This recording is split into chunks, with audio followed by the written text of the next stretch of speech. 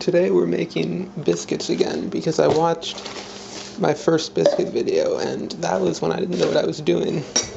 Since then, I've gotten a lot better at it, and so this is a more, not honest portrait of biscuit making, but you got, figuring it out, and now you kind of get how it's done. So, okay, and so you have to get your 2 cups of flour. You don't need to wash a measuring thing if it's just going to be used for flour over and over. So that's a little too much. You gotta be very careful doing this because you don't want to waste flour shit. Okay, so still a little too much.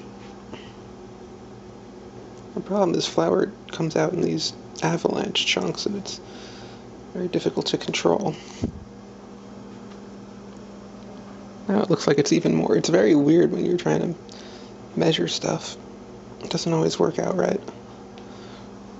Okay, that's good enough. It doesn't need to be exact. Then you gotta get your baking soda. Now this is very old baking soda. I don't know when it expired, but a long time ago, I guess. Yeah, 2012. So I'm gonna need to put. Okay, well, let's see. Yeah, you can still see. All right, you have to really scrape because it's solidified, and then even when you do get some, you've got these little chunks that stay when you bake. So that's no good. Anyway, you don't need a full tablespoon. I always use a little less because I don't care if they're not super fluffy. And so there you go. And then I sometimes, if I'm feeling like it, I stir up the dry ingredients first. Alright, now you need butter. Oh, you gotta get the milk out too. And then I also have a special butter for, you'll see. Now you need to measure out your 3 tablespoons. Unfortunately, they put the thing up unevenly here. So it's going to be here. Just make a little incision. And there, that's about 3 cups of butter. And I've got the special butter ball over here for melting the butter.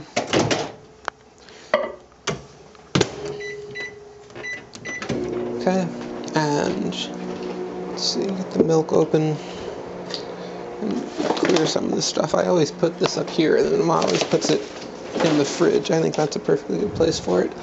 And you need the cookie sheet. Oh, there's no room for it though. Let's see.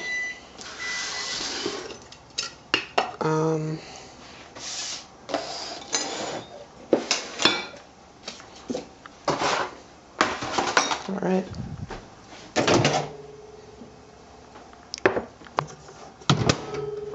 And so you just put the butter in like so. And then for milk you don't have to measure it. You just put it in until it's the right consistency. Of course that's subjective. I tend to let them be kind of hard because I don't want to use more milk than I really need to. So you just have to stir it.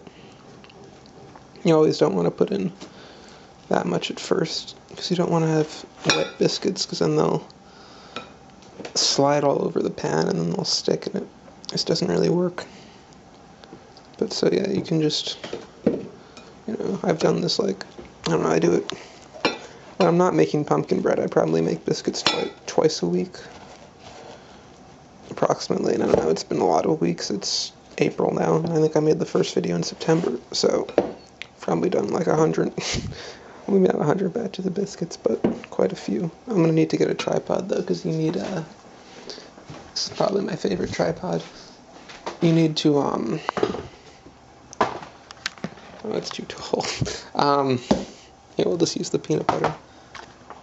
You need to hold the bowl when you stir, because it's, I don't know, it's very thick and all that.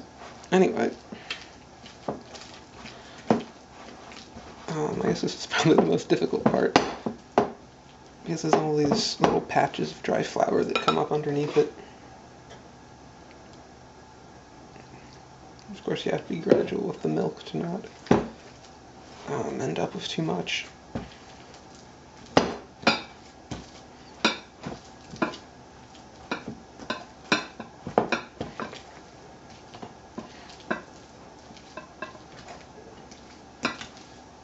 Okay, that's basically the consistency that is usually what I go with.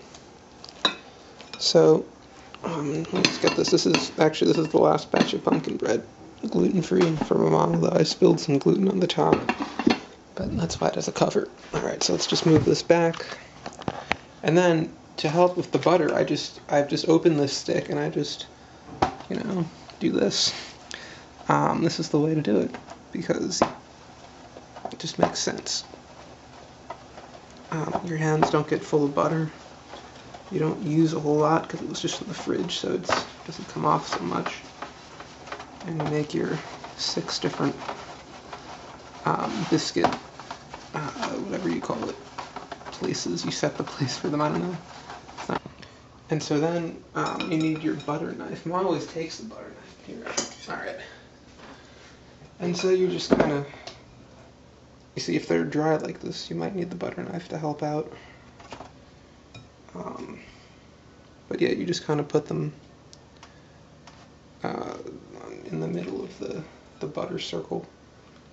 And, oops, you don't want that to happen, because then you'll get these little bits that get stuck to the pan and they get overly baked, so you can't really eat them.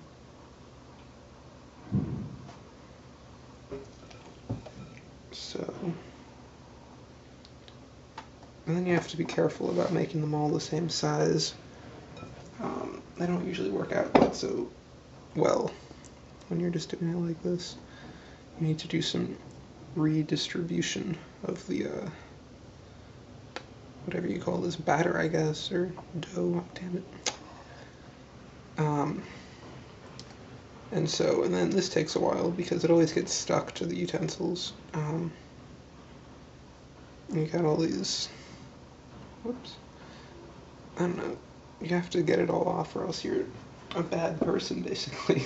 But there's only so much you can do. And so, there's a whole bunch of stuff in the bowl. Okay. I hope you see, the thing with the oven is, oh, I didn't turn it on at all, whoops. I thought I had turned it on because I had taken the pot out of it, but I'd only actually done that. I hadn't done the important part. So I'll just have to leave them here. It's okay, because I have other things I'll do. And then I'll film them coming out. And then they go very well with coffee. I usually have a cup of coffee and a fresh biscuit when they're done. Okay, so this is what they look like for now, and then I think they're done now, so it's time to see. Yeah, that's actually more done than they usually are. I tend to take them out too early, so you just want to take them off the sheet pretty quickly so that they don't stick.